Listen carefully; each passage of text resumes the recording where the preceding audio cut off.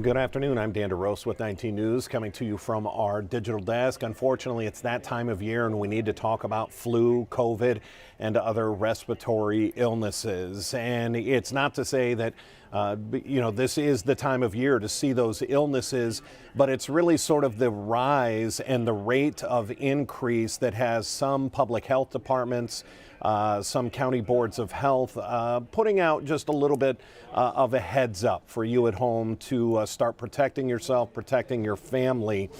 For example, from the Lorraine County Public Health Department, they track what's called, I want to make sure I get this right, the epicenter. Epicenter compiles data from emergency room visits.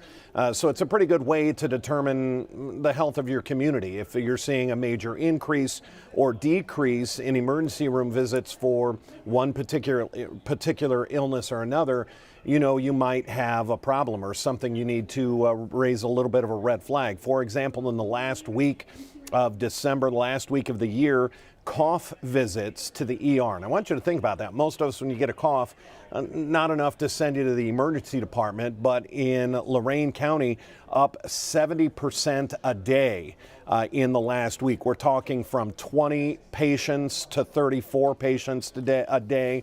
Fever visits up 60%, vomiting visits up 63%, and then COVID cases up 28% in the past week.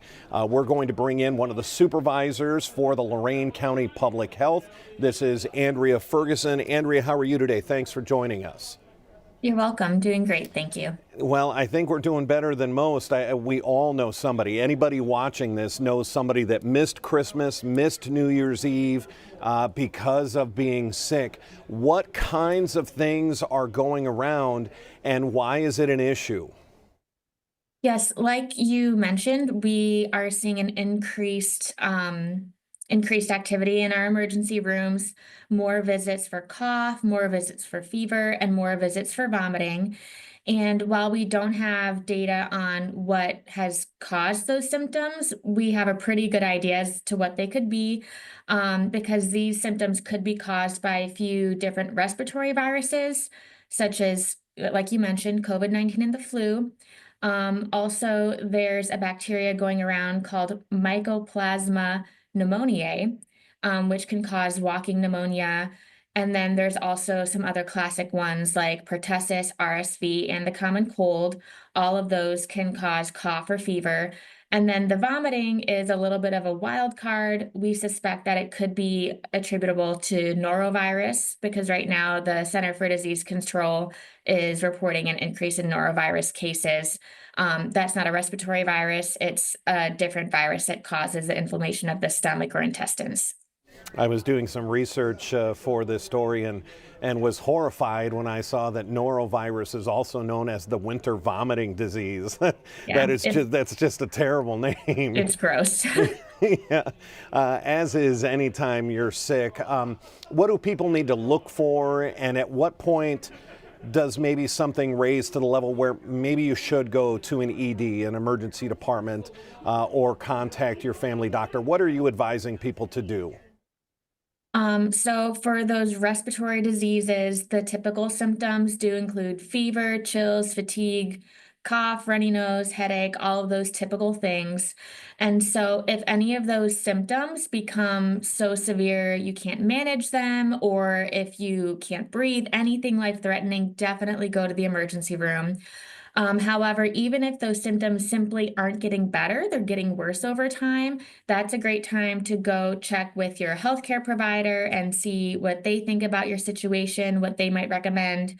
And if you are at higher risk for complications when you get sick, for example, anyone who's pregnant, anyone with chronic disease conditions, those people might want to contact their healthcare provider a little earlier just to be on the safe side. You know, one of the tips that you sent out for the media release, the very first one, is something I don't think people pay attention to enough. And there can be various reasons. Maybe you don't get paid time off at work. But the big one is, if you feel sick, if your child is sick, don't send them to school. Don't go to work. Again, that's not possible for everybody, but that's where this spread becomes a major problem. Yeah, absolutely. We totally agree. We exactly what you just said. We know that not everyone gets paid time off, and that can make it really tough, but really as much as you can.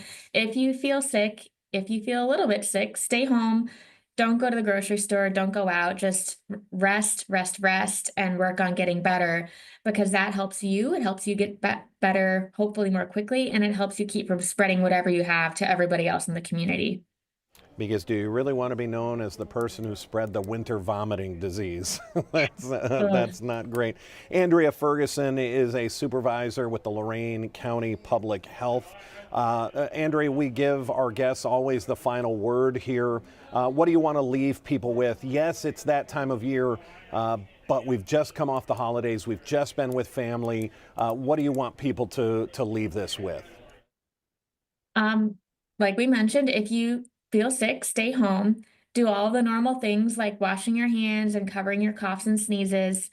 And also, it's helpful to have information when you're making decisions, like whether or not to go out, or whatever you're doing with your life. So we do have data on these kinds of things regularly available at loraincountyhealth.com. We have a flu report that we release every week, so you can kind of see what's going on, and we also have some other data there available as well. So hopefully that can help people decide what they want to do during this cold and flu season. Very good resources there. Andreas, thank you so much for the time. We know you folks are busy. We appreciate it. Thank you. Thank you All very right. much for having us on. Absolutely. Take care. That'll wrap it up for this discussion. Again, this is not a panic alarm. This is a, hey, you've noticed people dropping around you, getting sick, and now there's a reason why. And we go to our health experts when we see something like this, just to get you the information on what is it and why is it happening. It does happen this time of year, but of course, as you just heard, the rate of increase is a little bit abnormal this time of year to see such a sharp increase. If we have any other breaking news, it'll be right here. Coming up at 3 o'clock when we start 3.5 hours of news, yes, we have got new information about the Vegas bombing, the cyber truck that exploded, and the man that was inside who died, yes, has ties to Northeast Ohio, more specifically in Summit County. We'll have the very latest on that starting at 3 o'clock. Until then, I'm Dan DeRose with 19 News. Have a great afternoon. 19 News is everywhere. Download our CTV apps and follow us on social media at Cleveland 19 News.